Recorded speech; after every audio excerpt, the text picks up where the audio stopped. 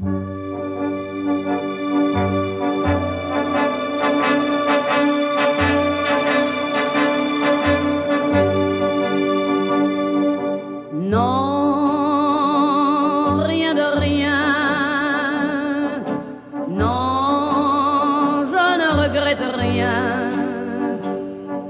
le bien qu'on m'a fait, ni le mal, tout ça m'est bien égal. Non, rien de rien, non, je ne regrette rien, c'est payé.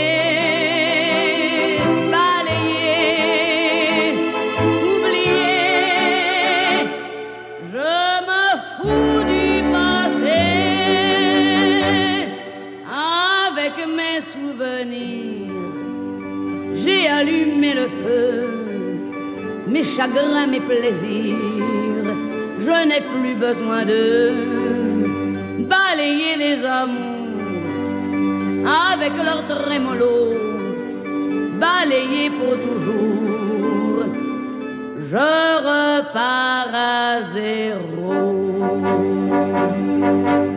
Non, rien de rien.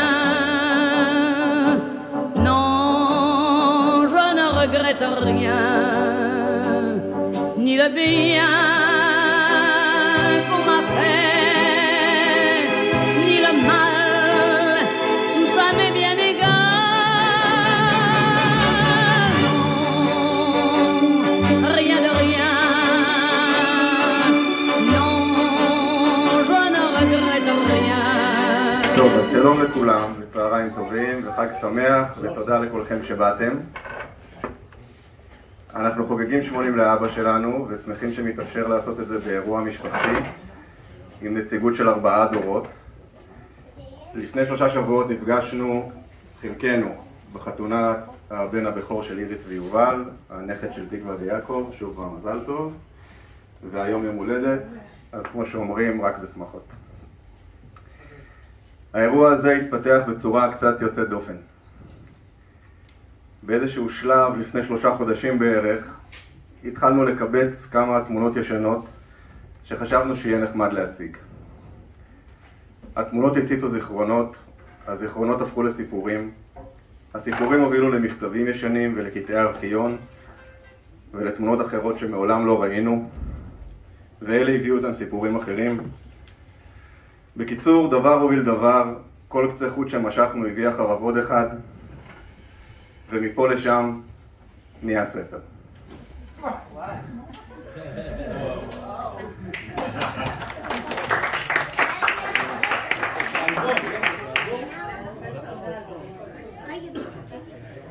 מה יש בספר? יש בו הרבה על אבא שלנו, אבל לא רק. יש בו סיפור משפחתי. יש בו ילדות ונעורים בישראל הצעירה. 3 קיבוצים, 4 מלחמות, חקלאות ותעשייה, תפקידי ניהול למכביר, וגם אישה אחת ו4 ילדים. כמו ששר יוסי בנאי, מדינה אחת, פעמיים ים, ואגם אחד, וקדחת גם. וחוץ מזה יש בו שירים ששמענו או שזכרנו שאבא אוהב, פיסות חיים, צמתים משמעותיים, ורגעי זיכרונות מכל כך הרבה שהספקת ב80 שנות חייך. אז אלה לא חיים שכאלה. בשבילנו החודשים האחרונים היו מסע מחודש בתוך הארכיאולוגיה המשפחתית, אבל עכשיו איתכם כאן אנחנו רוצים לתת רק כמה טעימות מתוך מה שמצאנו, כמה רגעים שחשבנו שלחלק מכם יזכירו נשכחות, ולצעירים שבחבורה, הילדים שלנו, יספרו חלק מהסיפור של סבא שלהם. אתם מוזמנים תוך כדי ואחרי להציץ בספר, ואתם מוזמנים תוך כדי הדברים גם להוסיף משלכם. לפני שנתחיל, אנחנו רוצים להזכיר אישה אחת שחסרה לנו כאן היום, את אסתר, אחותם הצעירה של תקווה ושל אבא, ואימא של בארי, עזרי, רעות ולי. בימים אלה מלאו 6 שנים למותה. בשבילנו אסתר הייתה דודה מגבעת חיים, אישה עדינת נפש, יודעת ספר, אשת חינוך ואשת משפחה. אנחנו זוכרים אותה באהבה. נתחיל?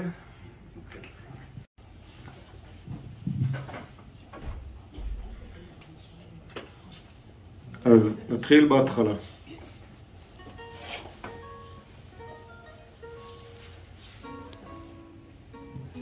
השנה היא 1942.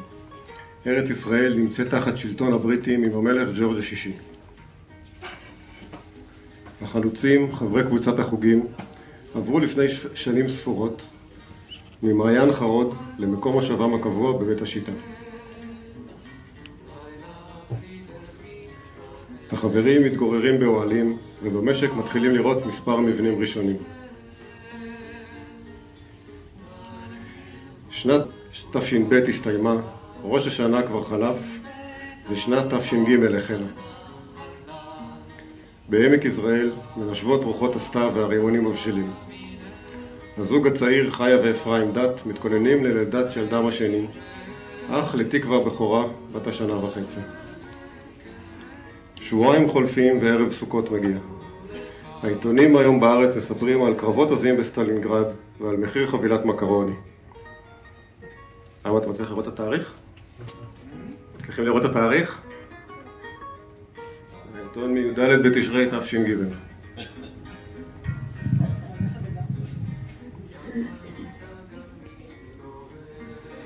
מתוך העולם הזה, בי"ד תשרי תש"ג, ערב סוכות, 24 בספטמבר 1942, נולד בן לחיה ואפרים, צור. שאלה הוותיקים, מי זוכר? בבית השיטה היה אלון, מישהו זוכר איך קוראים לו?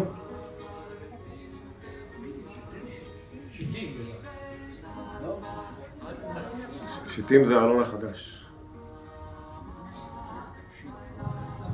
בקבוצה, מצליחים לקרוא? י"ד תשרי תש"ג, לחיה ואפרים נולד בן, מזל טוב.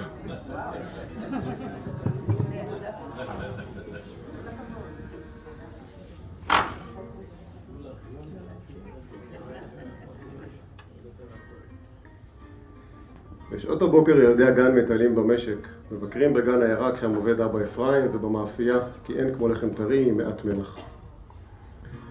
השעות האהובות על צור הן שעות אחר הצהריים. בשעות אלו צור, תקווה ואסתר מבלים עם אבא אפרים ואמא חיה, שעות שמוקדשות רק למשפחה ללא הסחות דעת. בשבת בבוקר, בזמן שתקווה וצור אמורים להיות עם ההורים, הם נעלמים. תקווה, יש לך סיפור על היום הזה.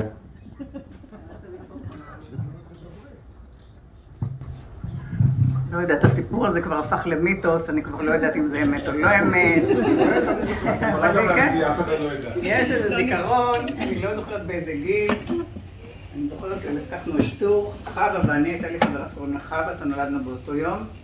היא הייתה ממוצא הולנדי. אני לא יודעת אם במולדת היו הולנדים, אבל היה לה שם קרובי משפחה. היא כנראה ידעה את הדרך, ואנחנו הלכנו למולדת, דרך השדות. עכשיו, מי שמסתכל באינטרנט יכול לראות שזה ממש קרוב. אתמול עשיתי את זה. זה ממש לא רחוק. אבל אני לא מבינה, אני לא יכולה להבין. באיזה גיל אתה אומר שהיינו? אני הייתי בגן. צור היה בגן, אז בכמה אני הייתי כיתה א', ב', מה יכול להיות? זה פשוט לא מתקבל על הדעת. וההורים השתגעו מדאגה, כמובן. ושם פעם ראשונה צור אכל בחיים שלו, שמנת. עכשיו, למרות שלכולנו קוראים ילדי השמנת, לקיבוצניקים לא ידענו מה זה שמנת. תמיד זה היה מעורבב עם גילו היה, אני יודעת מה, אשל, מה שהיה, אז לבן. כפיר. וצור אכל שמנת. אמיתי. ומאז זה מה שהוא אוהב. אפילו שהיה בצבא, והיה שם בתל נוף, והיה בא אליי לפעמים לאפטר, לאשדוד, כל מה שהוא רצה זה גבי השמנת, שהכפית עומדת. זהו, זה הסיפור של מולדת. עזרנו כנראה, הקפיצו אותנו הקרובים האלה. אבל הסיפור הוא שאחר כך עשו לנו חקירה. זה הוא זוכר. איפה הייתם ומה עשיתם וזה, ואני, השפיעו אותי שאני לא מגלה. עד שבאו ואמרו לי, אל תדאג, חווה ותקווה כבר אמרו. את זה אני לא יודעת, זה הוא יודע. הוא לא סיפר. היה יוזם.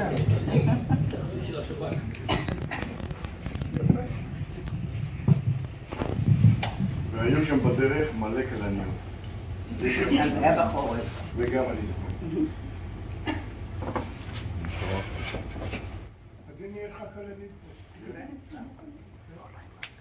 פה. הפעם, הבן קיניארי, בן גוריון, מי זוכר ועל מה בכלל מדובר? היום קשה להאמין, אבל ב-1952 התנועה הקיבוצית הייתה מסוכסכת ולבסוף מפולגת. כן. גם משפחת דת עזבה בלב כבד את בית השיטה ועברה לאיילת השחר. לאיילת השחר עברו גם חנה ומאיר כהנא ובני הדודים איציק, דוד ושרי. הילדים תקווה, צור ואסתר מבלים הרבה עם בני הדודים. גם בני הדודים דוביק, מאירקה, בועז ומשה לוין, ילדיהם של שרה ואלקנה לוין, באים לביקורים רבים. ילדי משפחת דת נוסעים גם הם לבקר את בני הדודים. משפחת לוין בקריית מוצקין, משפחת כהנא בנחשולים, ודודה חנה בתל אביב. בתמונה שמחה, סבא אפרים, תקווה ואבא בים בנחשולים.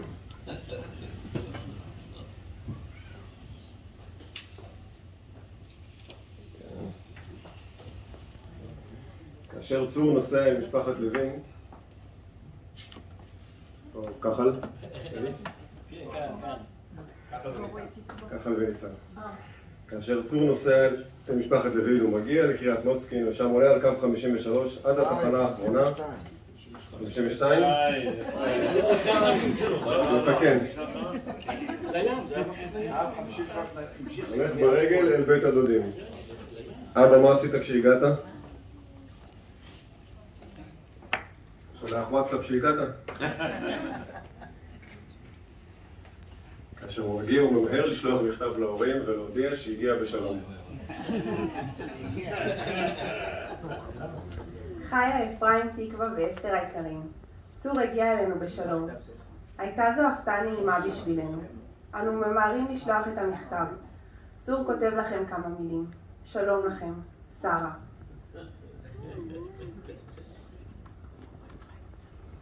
לאמא, אבא, תקווה, אסתר ובת שבע. שלום הרב. הגעתי בשלום. דוביק איננו בבית. צור.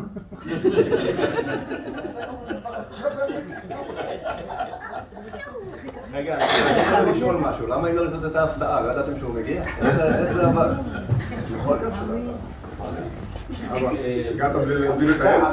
הגעת בלי לתאם? לא היה במכתבים. צריך להודיע להורים שהגעתי. הייתה זו הפתעה נעימה בשבילנו. כנראה שלא ידעתי. חיה, אפרים. האוטובוס עוד היה עוצר בפרעות, כולם היו לשתות מהמעיין. לפחות לפני ש... פרעות הוא היה עוצר ליד שם מים, מעיין. מעיין פרעות. אין פרעות. חיה, אפרים ותקווה היקרים. מה שלומכם? צור מרגיש עצמו טוב. ידידות רבה בין הילדים ובין צור. חבל שדוביק איננו. כפי הנראה שישאר עד ה-31 לחודש. כלומר עד מסיבת הסיום. במקרה הזדמנו בת שבע ואסתר עם חנה אצלנו, וחזרו כולן יחד לתל אביב. שלום לכם. צור כותב לכם. שרה. לאבא, אמא, תקווה. שלום הרב. אני מרגיש כאן טוב מאוד, מבלה וגם נח. דוב עוד איננו בבית. הוא יבוא כנראה ביום רביעי, לכן נבוא כנראה ביום שישי. חנה הייתה כאן ביום שני ונסעה עם בת שבע ואסתר ביום רביעי. אתמול אחר הצהריים היינו כולנו בכרמל. זה היה נעים מאוד. לכן, אנו מתרחצים מדי פעם בפעם בים. אמא משעמם לך בלעדיי, בואי הנה, שלכם צור. את אלון בית השיטה הולכים לארכיון של בית השיטה. אבל איפה מצאתם מכתבים כאלה? בארכיון של אמא. כן? שמעתם דבר כזה? מסתבר.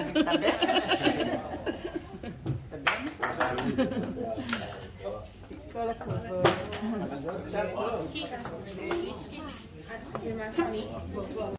זה חלק מהתמונות שאנחנו ראינו, אני ראיתי פעם ראשונה כשעבדנו על הספר. זה חידון קצר, מי יודע איפה הם צולמו? זה הירקון. וגן חיות. זה גן חיות. הירקון וגן חיות. נשאר רגע את התל אביבים הצעירים. איפה התמונה הזאת צולמה? תל אביבים. תל אביבים. הם הפסידו. שיכירו את ההיסטוריה של העיר שלהם. ספארי קרן קיימת בתל אביב. גן החיות בתל אביב, אתם יודעים איפה היה? בקרן קיימת. יד העירייה. גן העיר. איפה שהיום העירייה.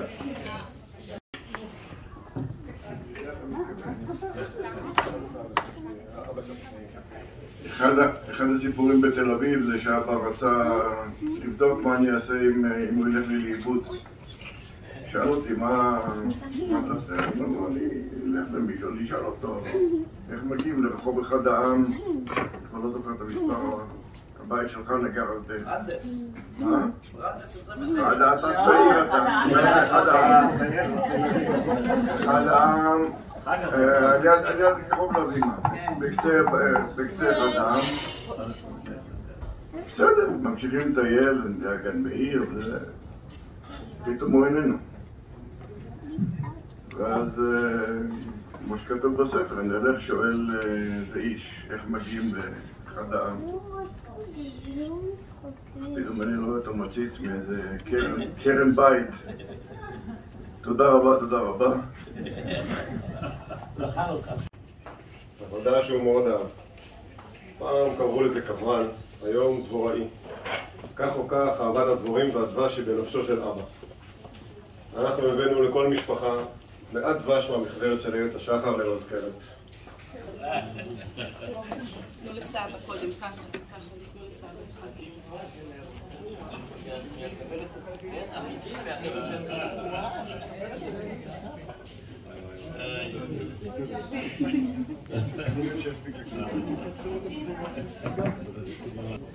אחרי שנה ומשהו באיילת השחר, אבא יצא לשנת שירות בשדה בוקר. אבא תמיד אומר שהוא בא לשדה בוקר לשנה אחת, ומאז הוא מחכה שהיא תעבור. בשדה בוקר אבא גר בחדר עם בורך. עם בורך. בורך זה מי שגר, מי שגר בשדה בוקר יודע מי זה בורך. אמא. איך את ואבא הכרתם?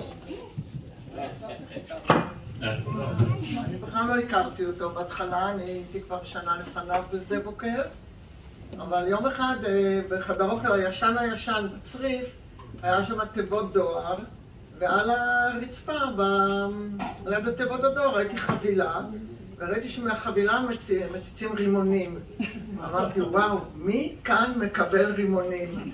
וניסיתי לעקוב, לברר איפה הרימונים. ואז... אבל לא ככה התחלנו. זה רק... ומאז לא חסרים לכם.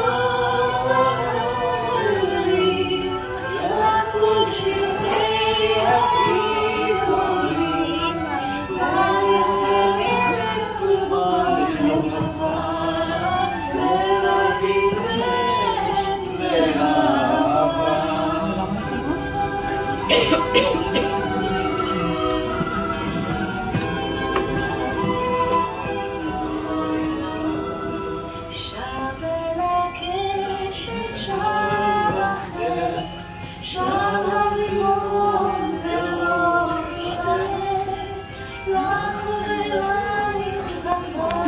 בשדה בוקר אבא עבד במטה.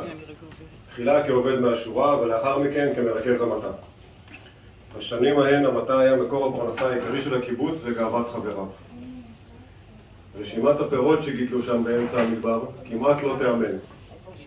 אפרסקים ששמם היה ידוע בכל הארץ, נקטרינות, שזיף אירופי, מישמיש, פיסטוקים, אפרסמונים ואפילו קיווי. אבל מעל הכל, תחום ההתמחות המרכזי של אבא היה זיתים. ולפעמים נדמה לנו שהמילים מנזנינו וקלמטה הן המילים הראשונות שידענו להגיד.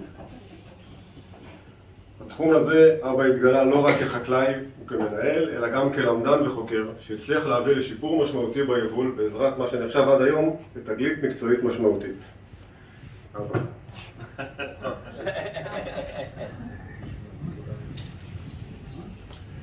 היה הרבה שנים ויכוח בין המדענים האם זית צריך הפריה זרה, מה שנקרא, שזן אחר יפרה את הזן הזה, או שלא צריך. ובדרך כלל החקלאים טענו שלא צריך והמדענים פקפקו. בשדה בוקר היה מטע קטן מעורב על יד החדר אוכל, ועל סמך ההצלחה שלו נטעו מטע גדול 100 דונם שכמעט כולו היה זן אחד. זיתים, אני עוד השתתפתי בנטיעה שלו, זה היה בשנת 65, ועצים גדלו ופרחו ולא נתנו פרי. לא הייתה הפריה. עוד שנה הם פרחו ולא נתנו פרי. ואז הרכבנו על חלק מהעצים זן אחר שמופיע במטע הראשון, ואיזה פלא, פתאום כל המטע נתן פרי. היה לנו אז יועץ, קראו לו יצחק חצרוני מבית השיטה, שמחה עבד איתו בזיתים בבית השיטה. הוא בא, נתן לנו ערב שלם הרצאה למה לא יכול להיות שזה בעיה של הפריה. בבוקר הוא הלך למטע, ראה את הזה, הרים ידיים, אמר, אני נכנע. זהו, זה הסיפור, זה פורסם אחר כך, עשינו על זה עוד מעקב עם כמה שנים, אתם רואים, יבולים, המרחק הכי קרוב זה איפה שהרכבנו, הכי רחוק, הכי נמוך, זה עצים שרחוקים מהעצים המורכבים. זה פורסם בסופו של דבר עבודה של מכון וולקני בעיתונות הבינלאומית באנגלית עם רשימה ארוכה של חוקרים, ובסוף היה גם צורדת.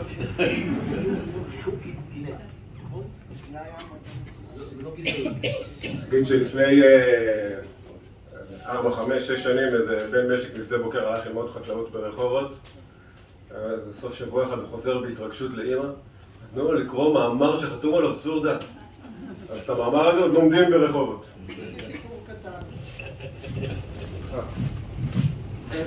בבית צור היה שומר כל פתק וכל מה שהוא כותב, ואני כל יום שישי עושה סדר וכל מה שלא נראה לי לפח.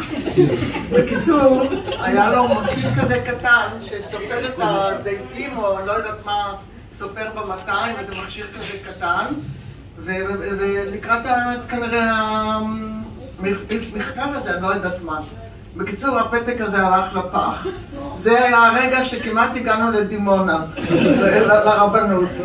אני הלכתי לפח אשפה ומצאתי את הפתק הזה, והוצאתי אותו, ובאותו יום סידרתי לו מגירה, פה כל הפתקים שלך לא נוגעת יותר בכלום.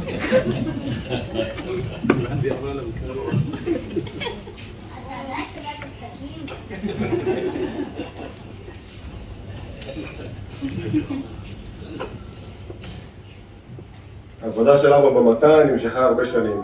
בין לבין הוא התחתן, למד, נולדו ילדים, והוא גם היה הרבה במילואים. כאשר אבא התגייס ב-1962, הוא ובני גילו היו בטוחים שהמלחמות הגדולות עברו ואינן והם כבר לא ילחמו. ובכל זאת, אבא השתתף כמילואימניק ב4 מלחמות. 6 הימים, מלחמת ההתשה, יום כיפור מלחמת לבנון הראשונה.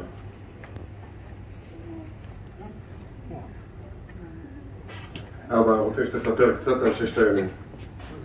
אבא לפני ירושלים. זה אבא שלי. לפני תחילת השנה. כן, בתמונה... בתמונה של אבא שלי. אבא של אמא. עשה לבקר עצור בסוריה. הוא לא סמך על צה"ל, הוא החברות שמסתדרים, אז הוא... עוד פעם, לא ברור לי מה אתם רוצים. על מה? על ששת הימים, על התקופה שלפני ששלחו אתכם לירושלים. לפני ירושלים.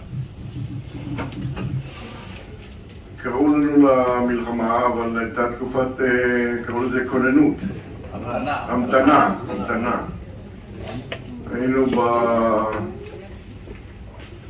היינו בשטחים זרוקים, מתאמנים קצת ומחכים. עשינו אימונים על יד ניצנים בין השאר, מפני שהתוכנית הייתה שאנחנו צריכים לצנוח על יד אל הריש, חולות אל הריש.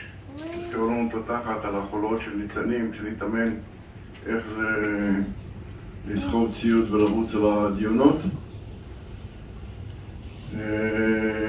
אני עוד הייתי שייך שייכו אותי עם כיתת מרגמות לכוח שהיה בכלל צריך לנחות מהים. אז לפני שהתחילה המלחמה הביאו את כל הכוח הזה, כולל אותי והכיתה שלי, לנמל אשדוד. וב-6 ביוני זה היה, נכון? פתאום אזעקות, ואני חושב על האחות שלי שצריכה לרוץ עם הילדים למקלט, אחר כך היא אומרת שהיא החליטה לא לרוץ, אבל לא ידעתי את זה. גם לא היה מקלט.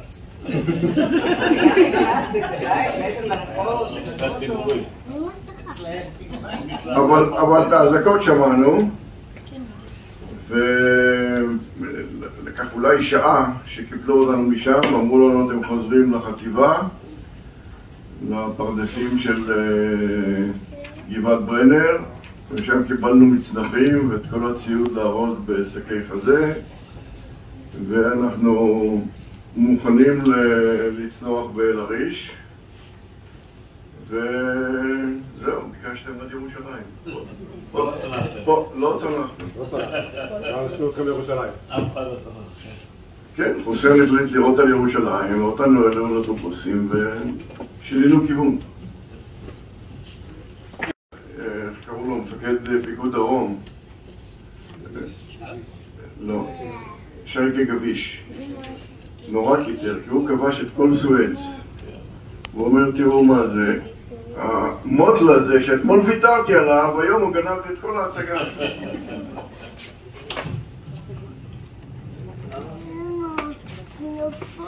את הסיפורים אנחנו מכירים כמובן, אבל במסגרת המחקר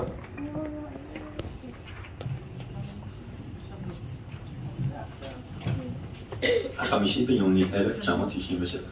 אור השלום, שיהיה כבר. ובכן, המלחמה התחילה. עכשיו ההתפתחויות באות במהירות, וכל מה שאני יכול לכתוב עכשיו יתיישן עד שתגיע הגלויה. בינתיים, מתכוננים ומקשיבים הרבה לרדיו. אינני יודע מתי ייגמר העניין הזה, אבל כמו כולם, אני בטוח שננצח. פגשתי הבוקר את אבנר עופר. הוא סיפר לי על החבילה ששלחתי איתו. בינתיים, הוא הספיק לאכול אותה, וטוב שהוא עשה את זה, כי אני לא הייתי מספיק. אינני רוצה לכתוב שוב תודות וכל מיני דברים כאלה, אבל אם הייתי נועז, הייתי אומר שאני מעריץ אותך. בקיצור, צריך לסיים. תהי בריאה, שמרו על עצמכם ולהתראות שלמים אחרי הכל. יהיה טוב. שלום ולהתראות, צור. 7/6/67. לצור שלומות. רק הבוקר כתבתי לך, אבל בצהריים הגיע הדואר. בעיתו הגלויה הראשונה ממך מתאריך 5/6/67. באמת ששמחתי ונורא התרגשתי. מקווה שלא אכפת לך שמרוב התרגשות הראיתי את הכתוב לחברות הטובות שלי רוחה ופנינה. אחרי הצהריים שמענו על כיבוש העיר העתיקה. כולם יצאו מהחדרים והייתה פה התרגשות עצומה. בחדר אוכל ישר שמו מפות לבנות ובקבוקי יין וכל ארוחת הערב שלנו. ותמיד הם חסרים השמחה, אך נעשה לכם מסיבה כשתחזרו הביתה. הלוואי ומהר מהר. באמת שכל העסק כל כך מרגש וכנראה שיש אלוהים בשמיים שלנו. ותצחק או לא נעשיתי קצת אדוקה ואני מתפללת כל יום לשלומך ולשלום כל יקירנו הרבים. צור, אני מסיימת פשוט כדי לרוץ לדואר ולתת את המכתב. עכשיו הדואר יצא ב8 בערב. אהיה בריא וחזק עם המון כוח. להתראות מהר מהר, מאורה הדואגת כרגיל.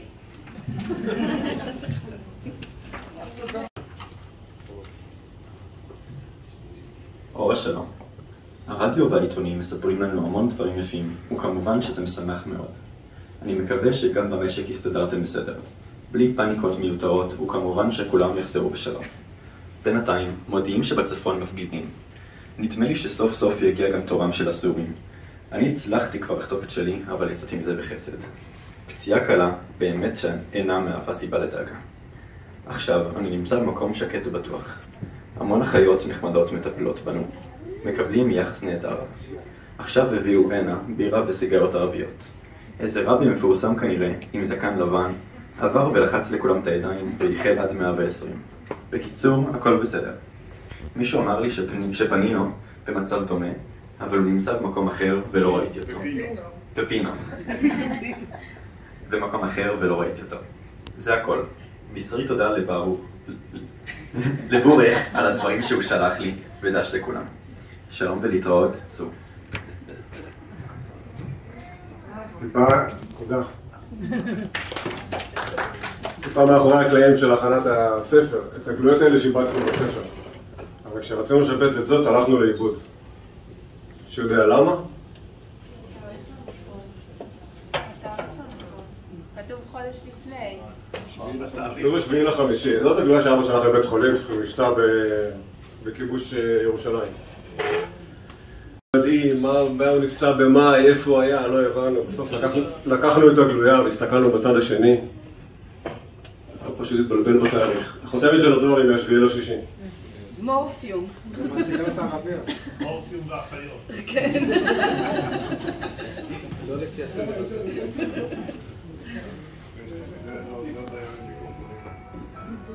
חברות טלפונים, מה זה? טלפון שלך. עד כאן 6 הימים. במלחמת יום כיפור אבא השתתף בפתיחת התעלה במה שכונה איגוף הארמיה השלישית ושעה חודשים ארוכים באזור אסמאעיליה והעיר סואץ. התמונה שראינו קודם היא של אבא נפגש עם סבא אריה שבא לסייר בסואץ.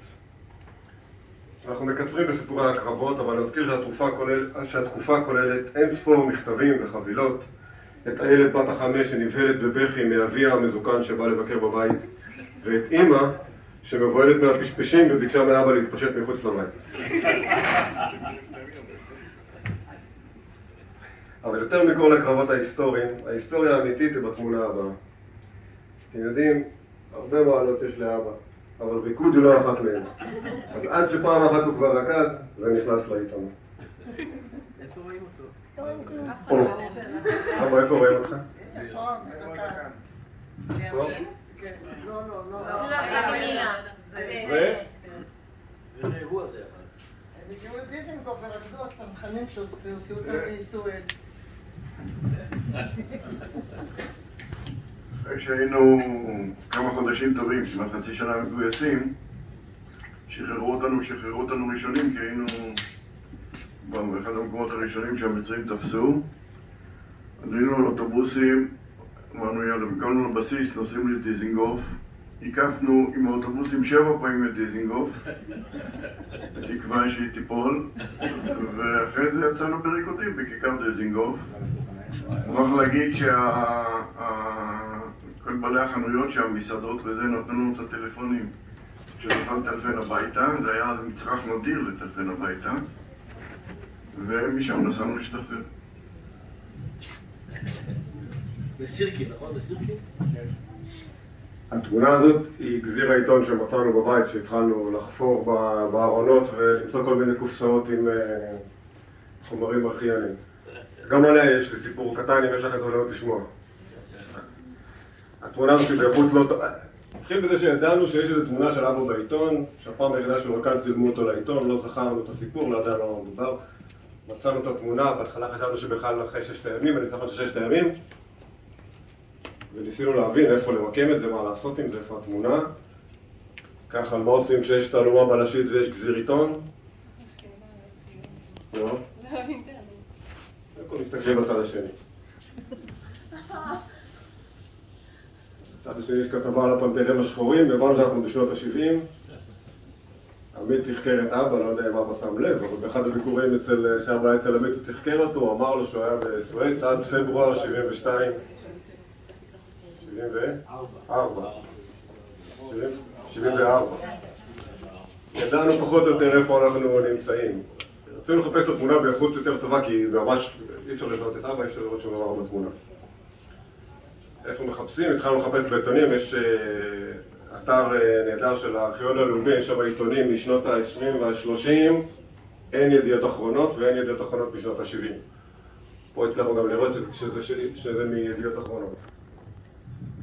טוב, הלכנו לארכיון הבא שאנחנו מכירים, שלחנו את יפתח לבית אריאלה, לחפש את העיתון, לראות אולי נמצא את זה בתמונה יותר טובה, והוא מצא. בבית אריאלה התמונה הזאת קרואה. אתה יודע מי קרא אותה? זה שרקד לידו. אז שם יפתח הצליח למצוא את התאריך שבו זה פורסם. אז לא פברואר, 31 בינואר. כמעט פברואר. ובאחת הפעמים שאני הזדמנתי לאוניברסיטת חיפה, נכנסתי שם את העיתונים במיקרופילים והצלחתי להגיע לתמונה הזאת. לא, זה יותר טוב, אבל זה מה שנכנס לספר כי כבר היה דדליין. אבל אני חייב להגיד, וזה הפתעה גם לאחים שלי ולילדים, שלא התייאשתי. פרסמתי קריאה באינטרנט, בטוויטר, וחזרו אליי כל מיני אנשים וקישרו אותי לארכיון של ידיעות אחרונות. והם לא עובדים כי חופש ואני עובדת רק 2 ביום וזה. אמרתי, אני יכול לבוא? תבוא. שנה הבאה, 50 שנה למלחמת יום הכיפור, כל התיקים של מלחמת יום הכיפור בחוץ חיכו לי. חיפשתי.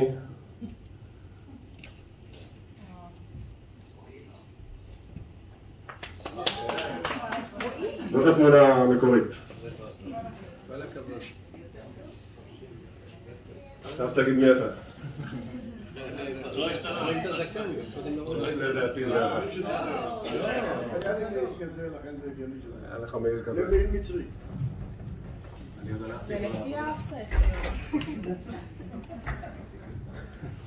אז הפעם היחידה שאבא רקד תפסה אותה המצלמה. הפעם השנייה שאבא רקד גם תפסה אותה המצלמה.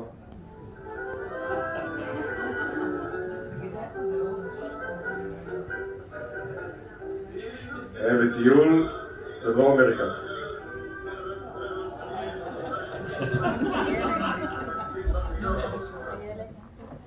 קצת קופצים קדימה ואחורה בשנים, וכבר אמרנו שבין לבין נולדו ילדים. הנה הסיפורים שלנו. ערב סוכות תשכ"ט הגיע, צור חוגג יום הולדת 26, ואורה בשלבים מתקדמים של הריון ראשון. פחות משבועיים אחר כך צור מלווה את אורה לחדר היולדות בבית החולים סורוקה בבאר שבע, אבל לחדר היולדות אין כניסה לבעלים. מה יעשה בחור צעיר שצריך להמתין מספר שעות? צור מעביר את הזמן בטיול לאנדרטת הנגב. כאשר הוא חוזר לסורוקה הוא שואל האם אורה דת כבר ילדה. האחיות מעדכנות שאורה ילדה ובאיזה חדר היא נמצאת, וצור המרגש מתחיל ללכת אליה. השומר עוצר אותו בפליאה. זו הפעם הראשונה, הוא אומר, שאני נתקל בבעל שלא שואל מה נולד. בכ"ז בתשרי תשכ"ט נולדה הבת הבכורה איילת.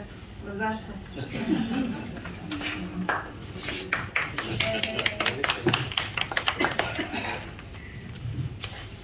שנת תש"ל היא שנה מעוברת, ובחורף 1970 יש למרכז המטה כרגיל הרבה עבודה. אמנם עכשיו זה לא עונת קטיף, אבל צריך לבדוק מה מצב המים בסכר, האם כל החלקות מקבלות השקיה, האם צריך לדלל או לגזום, האם כבר הגיע הזמן לדשן.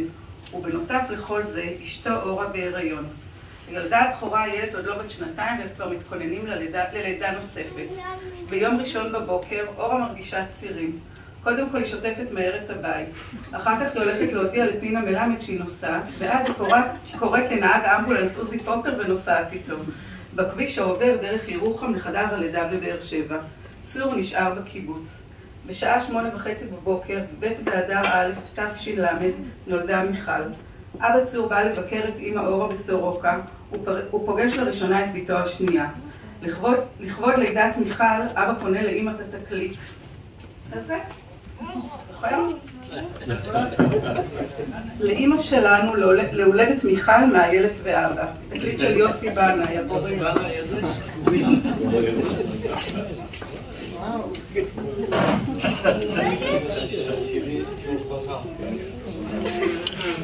החורף של 72-73 היה קר במיוחד בשדה בוקר, אפילו ירד שלג. בפברואר נפתח כביש חדש למשאבי שדה, והנסיעה לבאר שבע וצפונה מתקצרת למעט. החורף חלף ואיתו גם חנוכה, גם פורים ופסח עברו, ועכשיו יום העצמאות מתקרב. הילד כבר בת 5, מיכל חגיגה 3, ואמא אורה שוב בהיריון. לאמא יש תוכנית, הילד הבא צריך להיוולד ביום העצמאות, יום הולדת ה-25 למדינה. אמא רוקדת וחוגגת ביום העצמאות ומקווה לזרז את הצירים, אבל לתינוק יש תוכניות משלו. יומיים אחרי יום העצמאות, אבא נשאר בבית עם הבנות, ואמא נוסעת לחדר הלידה, ובזין באייר תשל"ג נולד עמית. נינה מלמד באה לספר לאבא שנולד בן, ואבא קופץ עד למנורת התקרה מהשמחה.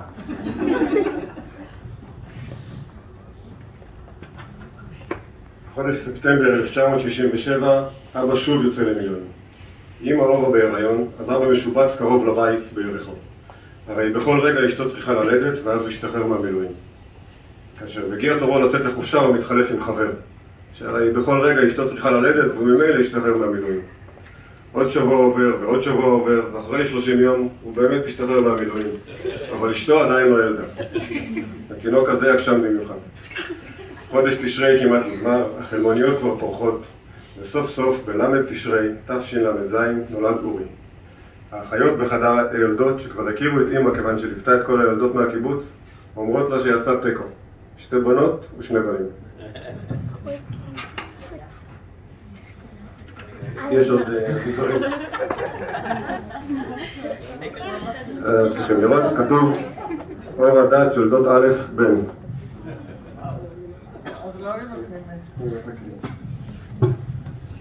הילדים החמודים שלי, הילד מיכל עמית. כמו שרציתם, אז יש לכם אח קטן ובלונדיני וגדול, נולד ביום ראשון, בדיוק כמו מיכל, ובלונדיני בדיוק כמו הילד, ואולי שובב כמו עמית. אמא מרגישה טוב ומחכה לכם מחר המון נשיקות ואהבה, ותהיו ילדים טובים שלכם אמא. תראי לאבא. אבא, תפתח את הקיפול.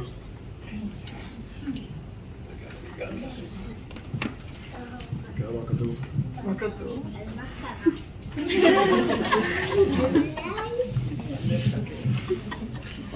כתוב כאן ככה, מנזנילו שחור 480, רחביה 490, מנזנילו ירוק 520, נובו 510, סוג ב' פחות 5%.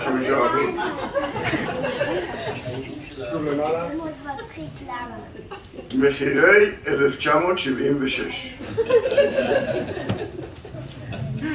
להסביר את זה?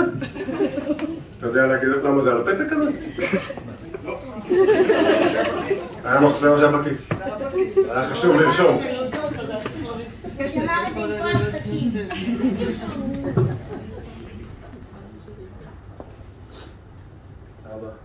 מה מזכיר לך הכל הבא? שלום לך מרדת.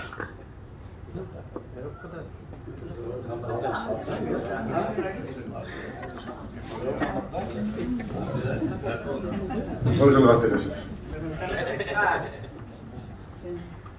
אחרי ריכוז המטה, אבא מילא תפקיד מרכז המשק בשדה בוקר. בירידת קרנו של המטה מתחילים לחשוב בשדה בוקר על פיתוח תעשייה. למעשה התחילו עוד קודם, אך החיפושים האלו חרס. מרכז המשק, אבא, לוקח את המושכות, הוא נוסע עם שלום בוכבינדר ושמוליק מלמד לסיורים באיטליה, גרמניה, ארצות הברית, ובטח עוד.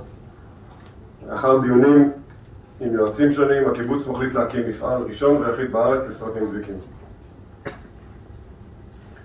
אחרי הקמת המפעל, אבא יוצא לעבודת חוץ כסמנכ"ל משקי הנגב, ורק אחרי 2 הוא חוזר לקיבוץ ומתמנה למנהל דביק. זה התמונה של דביק. כן. שהופך בשנים שלאחר מכן למקור הפרנסה העיקרי של הקיבוץ. ב-1990, רגע לפני מלחמת המפרץ, מיכל נמצאת בקורס קצינות.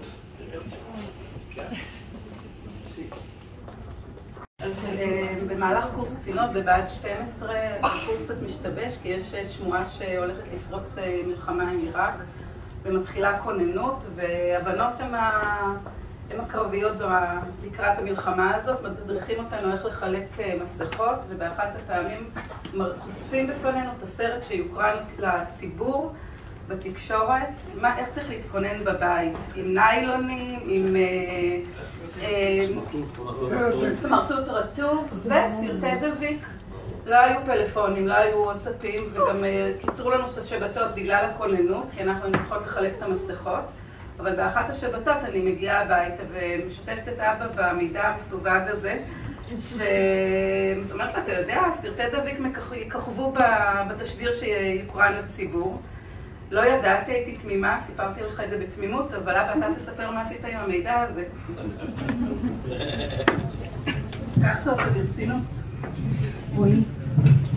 האמת היא שזה היה רגע קריטי, כי לא הבנו את גודל הדרישה, אבל בעקבות המידע הזה מיכל, פשוט התארגנו וקנינו חומרי גלם בכמויות לא יאומנו, וייצרנו מלאי של סרטים כמה שהיה מקום במחסן לאחסן. והעובדה היא שעד סוף המלחמה, עד שנגמרה המלחמה, המפעל לא הפסיק לעבוד דקה. וזה לא שלא היו חסרים סרטים במדינה, אבל אנחנו את כל מה שהמכונות היו מסוגלות לייצר, ייצרנו וסיפקנו ברגע שזה יצא מהמכונות. ומיכל, יש חלק גדול בזה. ראית אותה להתארגנות בקיבוץ סביב הדבר הזה? כל הקיבוץ היה בגיוסים לארוז את הסרטים הדביקים, עובדו מ-4 בבוקר עד הלילה בפעילות רצינית. רפי רשף ששמענו קודם? רפי רשף. נבנית כל יום. אני זכרתי רעיון אחד, עמית זכר רעיון שני. בארונות בבית מצאנו ערימה של דפים עם כל התאריכים של הרעיונות, היו איזה 4 רעיונות בגלי צה"ל ו4 רעיונות ברשת ב' והוא אמר לו שאיזה שיר הוא רוצה לשמוע. נכון. מה אתה זוכר? הוא שומע את השיר סרטית, נכון. זוכר? I did it my way. I did it my way. פרייק סינטרה. רפי רשף באמת קצת נבנד, אבל לא אוהב את השאלות שלו. שלום לך מרדת. שלום וברכה.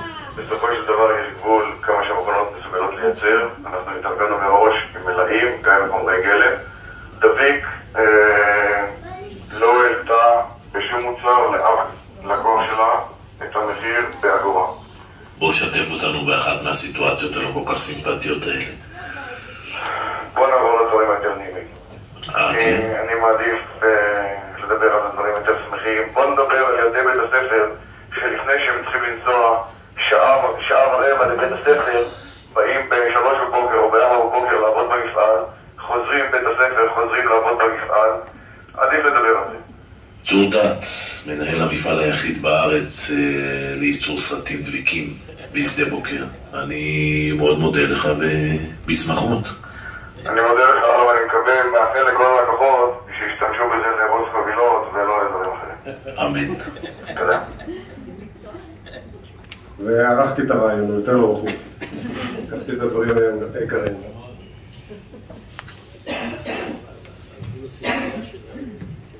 ברקע הסרט שזולם בזמן לכם אפרת ודביק מהגיוסים והעבודה סביב השם. בזמן ניהול המפעל, אבא למד לתואר שני בתל אביב. אחרי ניהול המפעל, אבא יצא שוב לעבודת חוץ. הוא מנהל במשך 8 שנים את החממה הטכנולוגית של יד הכור בדימונה. שם הוא מלווה יזמים וחברות צעירות. לאחר התפקיד הזה חזר שוב לדביק לקדנציה שנייה של ניהול. אספנו קצת דרישות שלום מאנשים שפגשת לאורך הדרך. רק מילה טובה או 2, לא יותר מזה.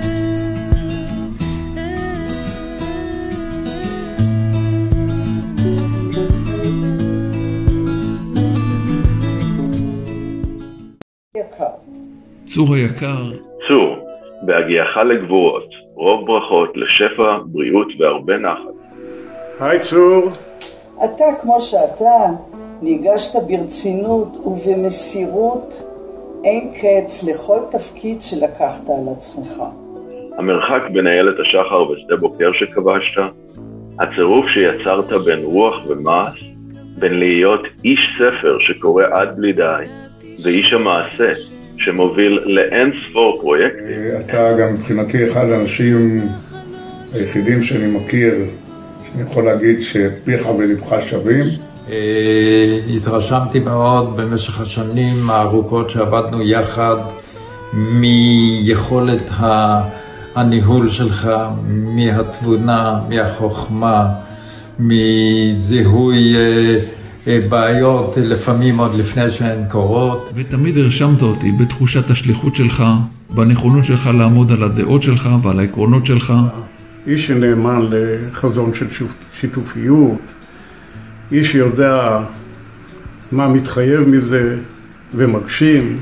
אתה שייך לדור המגשימים שיישם את צו השעה של כיבוש הנגב והשממה. הגשמת את כל האידיאלים של התנועה. זוכרת באהבה את העבודה המשותפת שלנו במשקי הנגב ובדביק. זוכרת את ההגינות, את האנושיות ואת היושר היוצא דופן שלך. אז הבנתי את המזג הנוח והנעים וההומור של הבן אדם הזה. הוא קר רוח והוא חביב והוא נמנע ממריבות. איש שנושא אחריות, מעמיס על עצמו אחריות, איש שיודע ודואג לקטנה כגדולה. שחשתי לאורך כל הדרך שההגה נמצא בידיים אמינות ובטוחות של חבר משק בעל ניסיון, חוכמה, יכולת וכישורים שכל כך נחוצים. היקר שלום, אני מאוד מאוד נרגש לברך אותך ליום הולדתך ה-80. מעריך אותך מאוד מאוד, ויש לך הרבה מניות על דרכי בחיים. צור, שנים רבות עבדנו ביחד, והיו אלה השנים החשובות והמשמעותיות ביותר עבורי בדביק. לא יודע אם זה לזכותך או לחובתך, אבל אם לא היית מביא אותי לדביק, לא בטוח שהייתי היום בשדה בוקר. תודה שזכיתי למנטור ומנהל סופר מקצועי. למדן וידען שליווה אותי שנים ארוכות. תודה על הליווי הצמוד והמקצועי בימים היותר טובים, בימים הפחות טובים, ושיהיו הרבה ימים הרבה יותר טובים. תודה רבה על הכל. וכל השנים האלה היו בשבילי בית ספר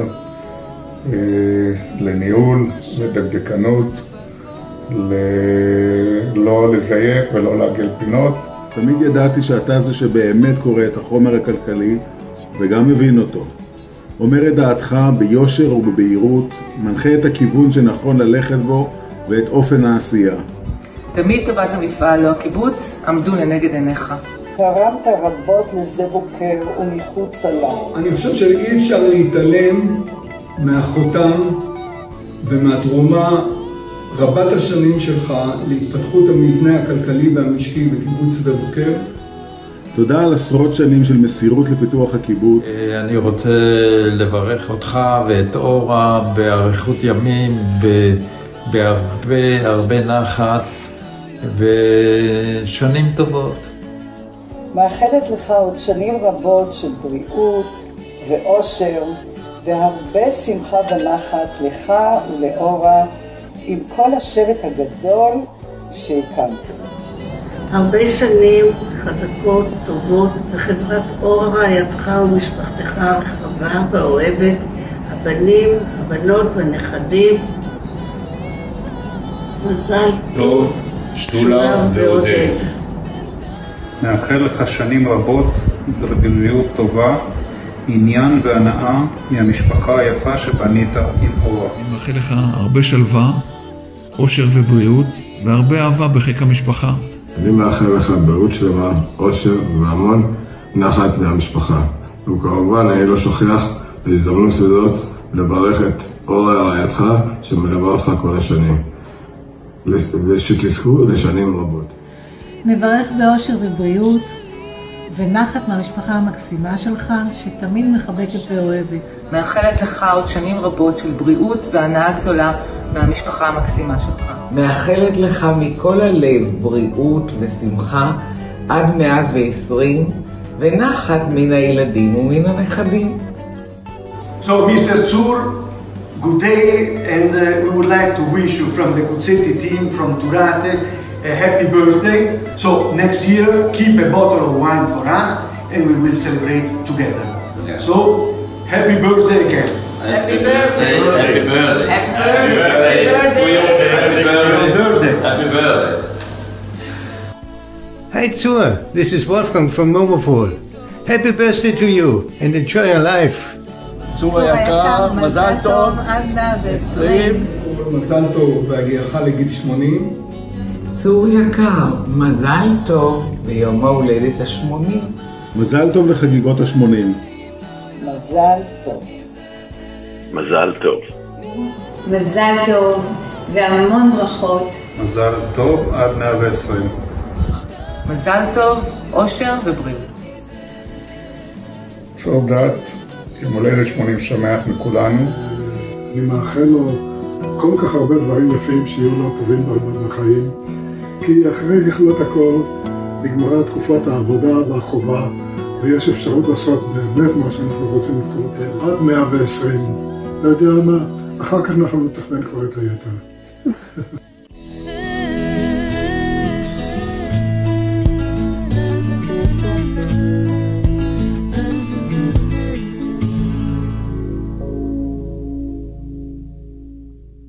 הצעה מקוצרת, נשלח לך גם את הברכות המלאות של כולם.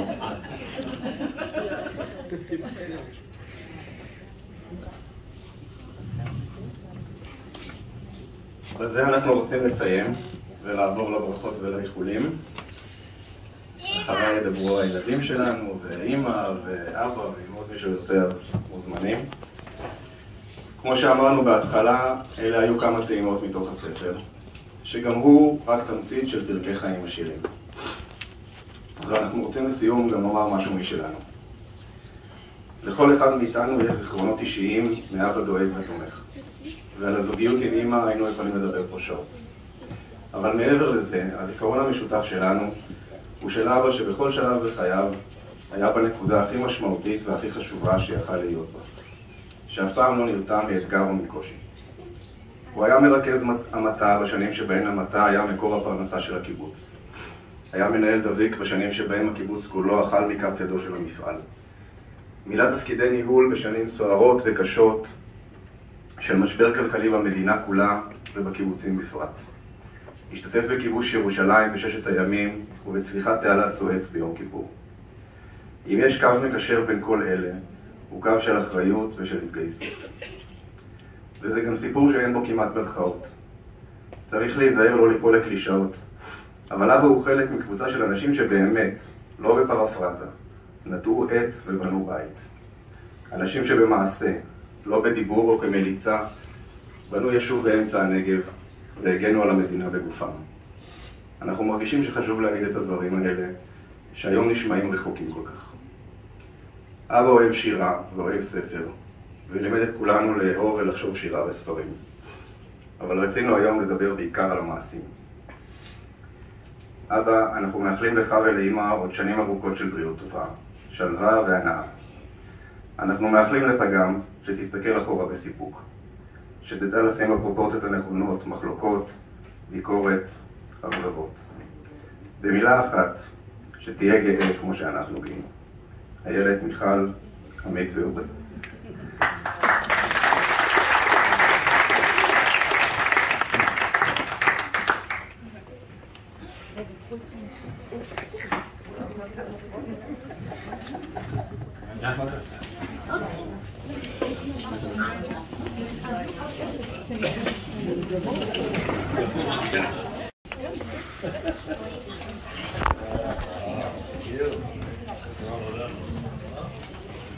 סבא צור שלנו חוגג 80, הוא הסבא הכי טוב שיש. אנחנו רוצים לספר לכם קצת עליו. אז למה הוא הסבא הכי טוב שיש? סבא צור, שאוהב שירים עבריים, שהיה מקריא לנו עשרות סיפורים בתור ילדים. סבא, שכל מה שכולנו עוד לא למדנו בחשבון, הוא כבר הספיק לשכוח, או בעצם לא לשכוח, כי הוא יודע וזוכר הכל. הוא פותח את הספר שלו, פותר בעצמו, הוא מסביר לנו בסבלנות ובמסירות את מה שהמורה בכיתה לא הצליחה להסביר בעצמה. לסבא צור יש את הרימונים הכי טעימים, ובכל שנה מחדש, סבא מלמד אותנו לקטוף ולפתוח אותם. הוא מחלק הערות קדושות לכל אחד מהילדים ומהנכדים. ולסבא יש גם את הסיפורים הכי מעניינים, מלחימה ועד חקלאות בקיבוץ וכוורות הדבורים. סבא שלנו, יש לנו מזל להיות הנכדים והנכדות שלך. לראות אותך וללמוד על אהבה ללא תנאים, סבלנות, דרך ארץ וערכים שלא רואים בכל מקום. כמה כיף לנו לבקר אותך ואת סבתא, כל פעם מחדש, בביתכם בשדה בוקר, שהוא כמו ממלכה עבורנו. יחד עם סבתא בנית משפחה אוהבת, מחבקת ותומכת, שהיא אבן היסוד של כולנו. אנחנו מאחלים לך עוד שנים רבות של בריאות איתנה, אושר טהור, טיולים בארץ ובעולם, הנאה ונחת מאיתנו הנכדים. מאחלים לך עוד הרבה שנים נפלאות עם סבתא, שביתכם ימשיך להתמלא בצחוק ובאהבה כל יום מחדש. אנחנו מודים לך על כל השנים היפות. תודה על הקשבה, צחוק, אהבה והכלה. אנחנו תמיד כאן, הנכדים, תמיד מחכים לעוד ביקור, תמיד אוהבים ומעריכים. מדניאל, ירדן, יפתח, כחל, אריאל, ענבר, הלל, תמר, כחל, מתן, ניצן ורועי.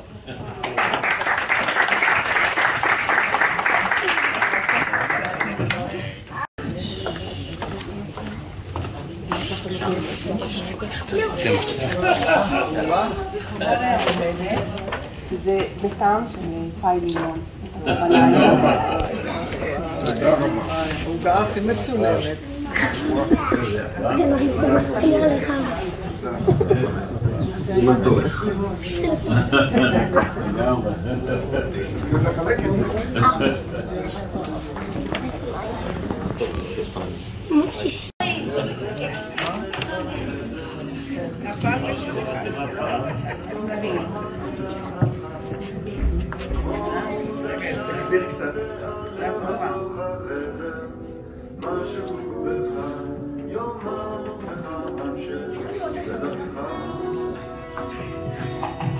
אני נורא מקווה שאני לא אתרגש, ואם היד שלי רועדת, זה לא מזקנה, זה מהתרגשות.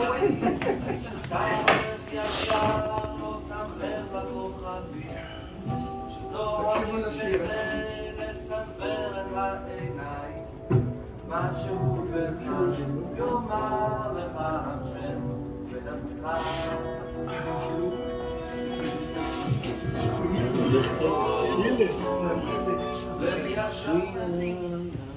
אני בחרתי לפתוח בשיר נבואי קוסמי. אתה נקראת על הדגל לקדנציה שנייה במפעל, אחרי 11 שנות ניהול ועוד 10 שנים בחממה הטכנולוגית. עם הרבה לבטים חזרת לתפקיד, למקום שבו השקעת ונתת את מיטב שנותיך, בכל כך הרבה מסירות. היית זקוק להרבה תמיכה ועידוד. אז כשיצאת מהבית באותו בוקר, שרתי לך בקולי הערב, לך ישר, לך לבד, אל תפחד, אל תכעס, לך תמיד, כי משהו בך יאמר לך, המשך בדרכך. ואתה צור יקירי, כל מה שנתת ותרמת בכל שנותיך ובכל תפקיד שלקחת על עצמך, עשית בהצלחה, בתבונה וביושר, והבאת תוצאות כל כך מרשימות. אבל אני חושבת שמעל הכל, ההצלחה הגדולה שלך זו המשפחה שהקמת. כולנו למדנו ממך מה זו דרך ארץ. הראית דוגמה לחריצות ורגישות. ממך ספגנו את האהבה לשירה, לספרים, למוזיקה, ובעיקר לערכים ולהתחשבות. כמו שביל החלב שחוצה את השמיים אתה הולך ישר, לא שם לב לכוכבים שזוהרים כדי לסנוור את העיניים. ואתה ממשיך בדרכך, אוהב לטייל, לחרוש את הארץ והעולם. יצאנו יחד להמון טיולים, בהם גילינו עולמות, ראינו מראות והתלהבנו מכל מפל ופרח. ותמיד חזרנו מאושרים ומלאי חוויות. גילית המון סבלנות לפחדים ולחרדות שלי, ועל כך אני מודה לך. הידע הרב שלך תורם לי כל כך הרבה, ונותן לנו תבלין וטעם בחיינו המשותפים. זכיתי בזכותך. עכשיו ממרום גילנו, אנחנו יכולים להמשיך להביט בנחת וליהנות מהשבט היקר שלנו, שמביא לנו כל כך הרבה גאווה ושמחה. לסיום, אני רוצה לבקש ולייחל משפט שגם צור כתב לי ביום הולדת שלי, שהימים שעוד נכונו לנו, שיהיו נכונים, שיהיו רכונים מעלינו כמו כפות תמרים.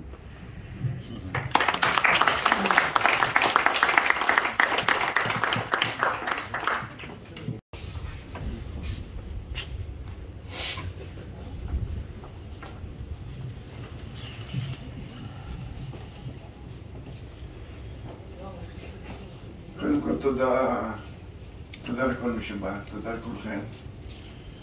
תודה במיוחדת למי שהכין את היום הזה. לי זה היה מאוד מרגש. חתיכת פיסות מהפאזל של החיים. אני בחרתי להקריא קטע שאני מקווה שהוא ישתלב פה, אבל זה מחייב רקע. הקטע שיר שעוסק בעצם במסע שכל אחד מאיתנו עושה. וכשמדברים על המסע, בעולם המערבי מגיעים מיד לאודיסאה.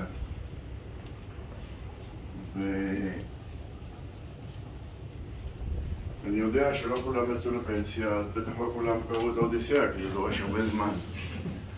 אז אני אתן תמצית שבתמצית, וכל זה בתור רקע לקטע שאני הולך להקריא אחר כך. יוון, ארץ שמחולקת לערי מדינה, כל עיר היא מדינה בפני עצמה. יש שם אי שנקרא איתקה, ועליו עיר שנקראת איתקה, והמלך שלה אודיסאוס. היוונים עושים קואליציה ויוצאים לתקוף את טרויה בגלל איזשהו סכסוך שאף אחד לא בדיוק מבין למה, והם שתים באוניות ונוחתים על חוף טרויה, שזה אזור שהיום שייך לטורקיה. מלחמה שלא נגמרת, נמשכת המון זמן ואף אחד לא מנצח, ואז אודיסאוס, שהיה אחד המצביעים החשובים שם, האמיצים, מציע את הרעיון של הסוס הטרויאני. בונים סוס, מכניסים לתוכו חיילים, אודיסאוס נכנס גם פנימה ונעלמים. למחרת הטרויאנים פותחים את השערים, רואים שהסוס מחכה להם בשער, בטוחים שזה מתנה מהאלים, מכניסים אותו לעיר, ובלילה יוצאים החיילים ומנצחים את טרויה. גמרנו את האיליאדה. עכשיו אנחנו עוברים לאודיסאה, צריך להתחיל לחזור חזרה. אודיסאוס לוקח את האונייה, מתחיל לשוט, וכאן מחכים לו מכשולים מפה ועד הודעה חדשה. פוסידון אל הים, דואג לסערות וכל מיני קיקלופים וציקלופים ואסטריגונים, ויש אין סוף מכשולים, סירנות דיון העמית, כל מקום הוא נתקע על איזה אי לתקופה, הכל נמשך שנים על שנים על שנים. בסופו של דבר האונייה מתרסקת והוא על התורן ככה מגיע לאיזשהו חוף, ואחרי שמקבלים אותו ומסכימים לקחת אותו על אונייה לעיר שלו, לאיתקה. כל המסע הזה שנים הוא יודע שהוא צריך להגיע לאיתקה, ומוכנים סוף סוף לקחת אותו לשם, ומורידים אותו על חוף הים, והוא מגיע לאיתקה ועולה, ואף אחד לא מכיר אותו, לא יודע מי. ומגיע לעיר, לא מכירים אותו. מגיע לארמון, לא מכירים אותו. בארמון יש שם חבורת פוחזים שמנסים להשתלט על הארמון, בעיקר על הרכוש שלו. הוא הולך, הוא פוגש את אשתו, וגם היא לא מכירה אותו. הוא אומר לה שהוא חבר של אודיסאוס, שפעם היה שם. ואז היא מקבלת אותו יפה, והיא נותנת לאיזו אומנת לרחוץ אותו, והיא מזהה צלקת מוכרת. וזה הולכת עם זה לאישה, והאישה מתחילה לתחקר, ופתאום היא מגלה שהוא יודע סודות שרק היא והוא אמורים לדעת. ומתגלה מיהו רק למתי מעט, ואז בעזרת הבן שלו הוא מנצח את הרעים וחוזר למלוך על הארמון ועל העיר וכו' וכו'. וזה כתב הומרוס לפני משורר עיוור יווני לפני כ3,000 שנה, ועל בסיס הסיפור הזה כתב משורר יווני שחי נולד לפני 150 שנה באלכסנדריה, במצרים, שיר שהוא קרא לו איתקה. המשורר קוראים קונסטנטינוס קוואפיס. ושוב, אני רוצה להדגיש כאן 3 נקודות. שימו לב איך הוא מתייחס למסע כשלעצמו, למכשולים בדרך ולאיתקה. המקום של איתקה בכל הסיפור.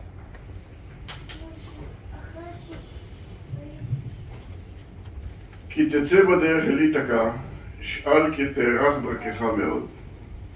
מלאה בהרפתקאות, מלאה בדעת. אל תראה את האסטריגונים ואת הקיקלופים, אל תראה את פוסידון המשתולל.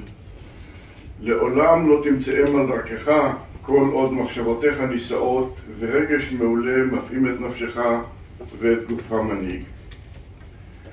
לא תתעכב באסטריגונים ובקיקלופים ולא בפוסידון הזוהם, אלא אם כן תעמידם לפניך נפשך. שאל כי תארך דרכך מאוד, כי בבקרים רבים של קיץ תיכנס בחדווה, בפליאה רבה כל כך, אל נמלים שלא ראית מעולם. בתחנות מסחר פניקיות תאגון, תקנה סחורות משובחות לרוב, תנינים ואלמוגים, ענבר ואבנה. ומינים שונים של בשמים טובים, ככל שרק תמצא בשמים טובים. עליך לבקר בהרבה ערי מצרים, ללמוד מאלה היודעים. וכל הזמן חשוב על איתקה, כי ייעודך הוא להגיע שמה. אך אל לך להחיש את מסך, מוטב שימשך שנים רבות.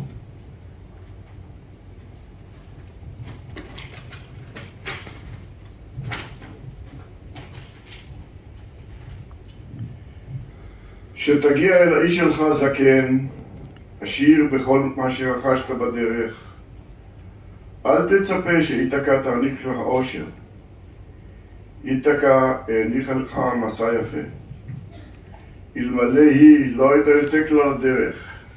יותר מזה היא לא תוכל לתת. והיה כי תמצאנה ענייה. לא רימתה אותך איתקה. וכאשר תשוב ואתה חכם, רב ניסיון, תוכל אז להבין מהן איתקות אלה. אז גם אני יכול להגיד על זה 2 דברים. אחד, האיתקה שלי כנראה מתאימה לאיתקות האלה. ו2, ברכוש גדול לא יצאתי מהמסע הזה, כמו כידוע לכם. אם היה רכוש אז זה לא נשאר אצלי. אז אין לנו אלמוגים ושנהב, אבל ענבר יש לנו. תודה רבה.